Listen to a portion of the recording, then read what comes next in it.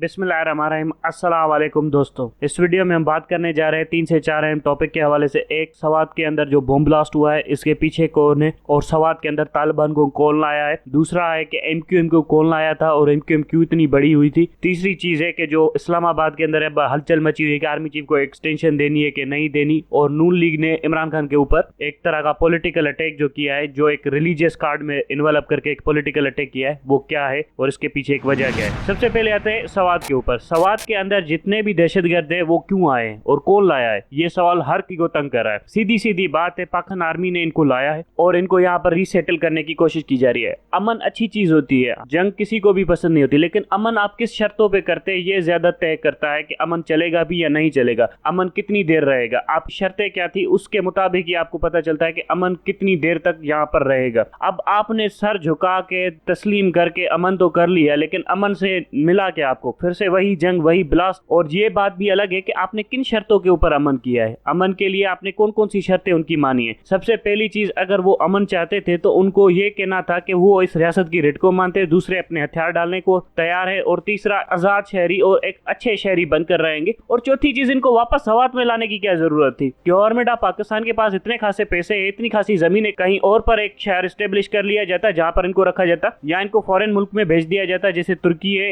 दूसरे भी हमारे इस्लामी ममालिक है जहां पर इनको भेजा जाता। अक्सर तौर पर जितने भी क्रिमिनल्स होते हैं या जितने क्राइम करने वाले लोग होते हैं उनको एग्जाइल में ही भेजा जाता है और वहां पर रहने दिया जाता है। बर्तानिया भी यही करता रहा है, अमेरिका भी यही करता रहा है, पाकिस्तान भी यही कर लेता क्योंकि वो एक क्रिमिनल्स थे, ठीक है। लेकिन यहाँ पर तो उल्टी गंगा बह रही है। एक तो आपने समझौता ठीक से नहीं किया, निगोशिएशंस भी ठीक से नहीं किया। आपने उनको कहा कि आप हथियार भी रख सकते हैं, आप बिल्कुल एक ब्रूट फोर्स बनकर रह सकते हैं, ऑर्गेनाइज रह सकते हैं। और दूसरा, उनको उसी जगह पर लाकर खड़ा कर दिया जो उनका अपना घर था, जाके वो बादशाह थे। सो उन्होंने 2 मिनट नहीं लगाए अपने पर्क फैलाते हुए और फिर कर दिया धमाका। ये इस तरह की निगोशिएशंस करती है। तीसरी चीज जो इंपॉर्टेंट है कि ये जो हमारा बॉर्डर फेंसिंग है ये इतनी इफेक्टिव क्यों नहीं है। क्या हमने कोई सर्वेलेंस की कमी छोड़ी है या हमारी नीयत ही खोट है, हमारी नीयत में ठीक ठाक खोट है, इसी वजह से ये बॉर्डर सर्वेलेंस और फेंसिंग काम नहीं कर रही। क्योंकि हमने बॉर्डर इतने खोले हुए, फेंस तो कर दिया है लेकिन सारे बॉर्डर खोल दिए हैं, किसी का कोई चेक नहीं होता कि कौन सा NIC है, कौन सा पासपोर्ट है, कहां से आया है, अफगानिस्तान के किस रीजन से आया है। पाकिस्तानी तो नहीं था कि पहले अफगानिस्तान चला गया फिर वापस आ रहा है दहशतगर्दी करने, इसके कौन से लिंक है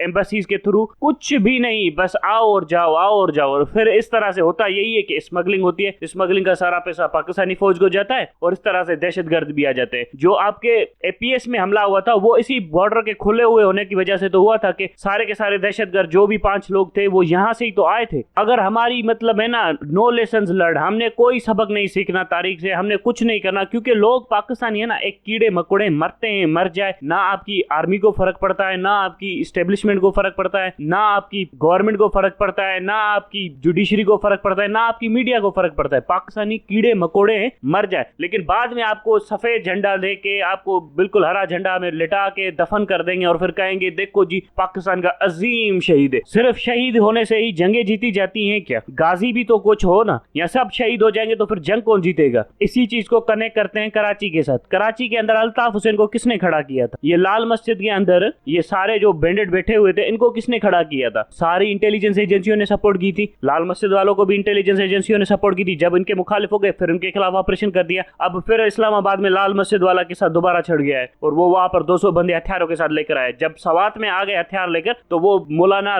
200 बंदे लेकर इस्लामाबाद की लाल मस्जिद में बैठा हुआ है। अब कोई इस मीडिया से पूछे ना इसकी जबान क्यों नहीं चल रही, जब सिविलियन गवर्नमेंट में इतनी जबान इसकी चलती है, जमहूरियत खतरे में, फ्रीडम ऑफ स्पीच नहीं है, ये नहीं है, वो नहीं है। अब क्यों नहीं बोल रही कि ये जमहूरियत खतरे में, ये हाइब्रिड सिस्टम में, सबको क्यों लकवा मार गया है, क्यों नहीं बोल रही? ये सबके मुंह क्यों बंद हो गए? अब बोले ना, अब तनकीद करके दिखाए ना, अब बताएं आजादी सहाफत है, फ्रीडम ऑफ स्पीच है, ये जो सारे के सारे लेक्चर जमहूरी गवर्नमेंटों में देते रहते हैं जमहूरी लोगों को और उनके खिलाफ खुलकर बोलते हैं, उनकी इमेज टॉर्निश करते हैं। अब क्यों नहीं बोलते आर्मी वालों के खिलाफ? अब क्यों नहीं बोलते कि ये क्या हो रहा है, तमाशा हो रहा है पाकिस्तान में? इस्लामाबाद के अंदर 200 बंदा लेकर बैठ गया है आपका मौलाना लाल मस्जिद के अंदर हथियारों के साथ, और यही काम फिर सवात में हुआ है। यही काम MQM चाहती है कि अब अल्ताफ हुसैन को भी इजाजत दे दी जाए सियासत के लिए, फिर वो हथियार आ जाए कराची में। और ये जो बेवकूफ लोग हैं हमारी मुहाजिर कम्युनिटी में से कि अल्ताफ हुसैन आएगा इनका हीरो होगा, सबसे ज्यादा बंदे अल्ताफ हुसैन ने मुहाजिरों के मारे हैं, किसी और कम्युनिटी के नहीं मारे, मुहाजिरों को ही मारा है अल्ताफ हुसैन। और अल्ताफ हुसैन को किसने हथियार दिया, किसने फ्री हैंड दिया? एक जनरल था, जनरल मुशर्रफ। अल्ताफ हुसैन की कोई हैसियत नहीं थी कराची के अंदर, लेकिन जनरल मुशर्रफ ने उसको फ्री हैंड दिया, उसको हथियार लाने दिए, उसको रा के साथ से इंटेलिजेंस नेटवर्क बनाने दे दिएगा। ISI रिपोर्टें लिखती रही जनरल मुशर्रफ को उसके टाइम में कि अल्ताफ हुसैन रा के साथ ताल्लुकात बना रहा है, रा के यहाँ पर अपने बंदे भेजकर ट्रेन करवा रहा है, वेपनाइज कर रहा है। इतनी रिपोर्टें ISI ने लिखी। उस वक्त के आर्मी चीफ और प्रेसिडेंट थे जनरल मुशर्रफ। जनरल मुशर्रफ ने कख नहीं डाला। जैसे इस वक्त बहुत सारे सीनियर ऑफिसर्स रिपोर्टें लिख रहे हैं जनरल बाजवा को कि ये क्या कर रहे हो, मुल्क के साथ तमाशा कर रहे हो, फिर भी जनरल बाजवा कख नहीं डाला था। उस वक्त भी वो इतना मगरूर था जनरल मुशर्रफ के, उसने कख नहीं डाला। पूरे के पूरे 10,000 पाकिस्तानी मरे हैं कराची में, उसकी जिम्मेदारी लेगा जनरल मुशर्रफ। अब रोक कर पैरालाइज होकर बताता है कि मैं तो पाकिस्तानी हूं, मैं तो पाकिस्तानी हूं, माय फुट पाकिस्तानी हूं। तुमसे बड़ा घटिया शख्स किसी ने नहीं देखा होगा जिसने इतने सारे कराची के बंदे मरवा दिए। और कौन? मुहाजिरी मरवाए। और फिर कहता है मैं मुहाजिरों का हामी हूं। सिंधियों का हामी सिंधी नहीं है, पंजाबियों का हामी पंजाबी नहीं है, बलोचों का हामी बलोच नहीं है, पख्तूनों का हामी पख्तून नहीं है। पख्तूनों को मारने वाले दहशतगर्द खुद पख्तून, बलोचों को मारने वाले खुद सरदार बलोच, सिंधियों को मारने वाले खुद सिंधी, मुहाजिरों को मारने वाला अल्ताफ हुसैन खुद मुहाजिर, पंजाबियों को मारने वाला नवाज शरीफ खुद पंजाबी। अब ये है किस्सा पाकिस्तान का। जो लोग कहते हैं ना कौमियत कौमियत कौमियत कौमियत की बातें करते हैं कि कौमियत में बड़ा कुछ है, आपकी सिर्फ एक ही आइडेंटिटी है, वो है पाकिस्तान। और अनफॉर्चुनेटली पाकिस्तान आर्मी इस आइडेंटिटी को सपोर्ट नहीं करती है। एक इंडिपेंडेंट इन्वेस्टिगेशन और जो पता करवाए कि ये जो सारे वेपनाइजेशन हुई थी, जो 80,000 पाकिस्तानी मरे थे, इसमें पाकिस्तान आर्मी की इंटेलिजेंस विंग के कितने बड़े ब्लंडर है, आपको लग पता जाएगा कि यहाँ पर क्या हुआ था। 80,000 पाकिस्तानी मरवा के और फिर बोलते हैं कि हमारे 10,000 शहीद है। 70,000 सिविलियन पाकिस्तानी शहीद हुए इस जंग में। अगर एक फौजी शहीद हुआ है तो उसकी जगह पर 7 सिविलियनों ने शहादत दी है। 1:7 बनता है। ये कोई फैक्ट क्यों नहीं एक्नॉलेज करता है? यहाँ पर 10,000 जवानों की शहादत की तो बात की जाती है, लेकिन 70,000 सिविलियनों की बात नहीं की जाती। उनके माँ बाप नहीं थे, उनके घर नहीं थे क्या? और उनको तो एहसास भी नहीं दिया गया, उनको तो रिकमेंडेशन भी नहीं दी गई और उनको तो एकोमोडेट भी नहीं किया गया है। यहाँ पर जो सिपाही शहीद हुआ है उसको तो कुछ ना कुछ मिला है, उसके घर वालों का ख्याल रखा है हुकूमत ने। लेकिन जो बंदे मरे आम सिविलियंस, उनको क्या मिला है? कंपनसेशन 5 लाख, 3 लाख, 2 लाख, 1.5 लाख, आधा लाख। फिर बात करते हैं कि सिविलियंस कुछ नहीं करते, हम फौजी सब कुछ करते हैं। अब आते हैं आर्मी चीफ की एक्सटेंशन के ऊपर, जो नून लीग और PTI के अंदर मसला बना हुआ है। सीधी बात है, आर्मी चीफ एक्सटेंशन चाहता है। वजह सिर्फ उसकी ये है कि उसको डर लग रहा है कि सीधी बात है, मेरे जाने के बाद मेरे खिलाफ बहुत ज्यादा केसेस होंगे और मैं पाकिस्तान में रह भी नहीं सकूंगा। और अगर मैं मुल्क छोड़ भी गया तब भी ये इंटेलिजेंस एजेंसी इतनी ताकतवर है, मुझे हंट डाउन करेंगी। इसीलिए वो अपने लिए एक सेफ पैसेज चाहता है और उसके लिए उसको चाहिए 6-7 महीने और एक इलेक्शन करवा के किसी नई गवर्नमेंट को लाके बैठा के उसको कहेगा कि मेरे खिलाफ मतलब कोई केसेस ना करो और मुझे पार्लियामेंट्री प्रोटेक्शन दो, और उसके बाद मैं रिजाइन करके चला जाता हूँ। फिर वो वहां से पार्लियामेंट्री प्रोटेक्शन लेके रिजाइन करके चला जाएगा और फिर नया आर्मी चीफ आएगा और उसके पास ये एक एक्सक्यूज होगा कि मुझे पार्लियामेंट्री प्रोटेक्शन है। ये जनरल बाजवा की डिमांड है। जनरल बाजवा को पता है कि इस पार्लियामेंट की लेंथ कुछ ज्यादा नहीं है, ये पार्लियामेंट ज्यादा से ज्यादा 9 महीने ही चलेगी और 9 महीने के बाद इस पार्लियामेंट की मुद्दत खत्म हो जाएगी, नई पार्लियामेंट आएगी और उसके फैसले फिर पुरानी पार्लियामेंट को डिवाइड कर देंगे। इसीलिए जनरल बाजवा भी अब स्ट्रेस कर रहा है कि इलेक्शन हो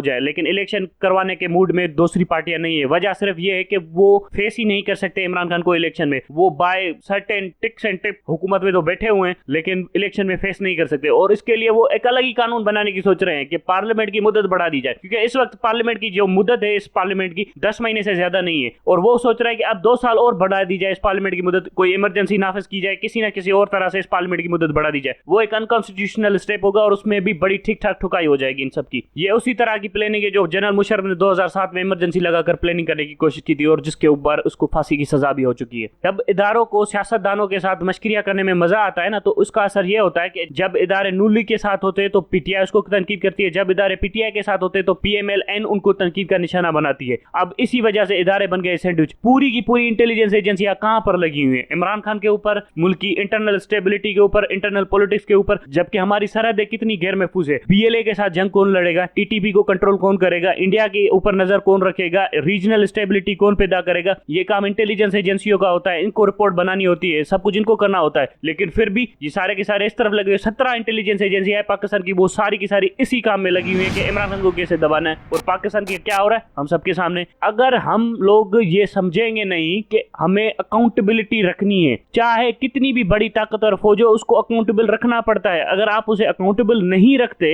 उसे आप बेलगाम घोड़े की तरह छोड़ देते, फिर क्या करते हैं ये जनरल? आपको पता है कि जनरल बाजवा ने 2016 से 2022 के दरमियान फौजी फाउंडेशन को कितना नुकसान पहुंचाया, उसके सारे पैसे कहां गए, जनरल बाजवा ने कितने करोड़ों रुपए की करप्शन की है आर्मी के अंदर, कितने करोड़ों रुपए की करप्शन होती है आर्मी के अंदर, आपके बजट के पैसे कहां से जाते हैं ये आपको पता है? अच्छे खासे लोग उल्टे सीधे कमेंट करते फिर रहे हैं फौज के खिलाफ है, फौज के खिलाफ है। भाई मैं तो चाहता हूं ये फौज इतनी ताकतवर हो कि इंडिया के टोटे जमा दे, लेकिन मसला ये है कि वो करप्शन से तो ताकतवर नहीं हो सकती ना। जनरल बाजवा के अंडर में कहां पे ताकतवर हुई है ये फौज। एपीसीज आर्मर्ड पर्सनल कैरियर तक खरीद कर नहीं दी गई बलूचिस्तान के सिपाहियों को, वो बेचारे आईडीज में मरते रहे। क्या मुसीबत थी 300 से 400 एपीसीज खरीदने में। बना भी सकता था पाकिस्तान एपीसीज, लेकिन नहीं दी गई। वो बेचारे बीएलए के साथ लड़ते रहे, बेचारों के पास केवलार तक नहीं था सीने पे, सीधी गोलियां खाई। स्कूटरों पे जाते थे, मोटरसाइकिल ये CD 100 इस स्कूटरों पे अपनी चौकियों पे जाते। ये है आपकी लॉजिस्टिक्स। और बात करते हैं कि फौज महान है, फौज महान है। बंदों को पता नहीं है कि लॉजिस्टिक्स के कितने मसले हैं और फिर उल्टी सीधे कमिट करते फिर। Thank you very much.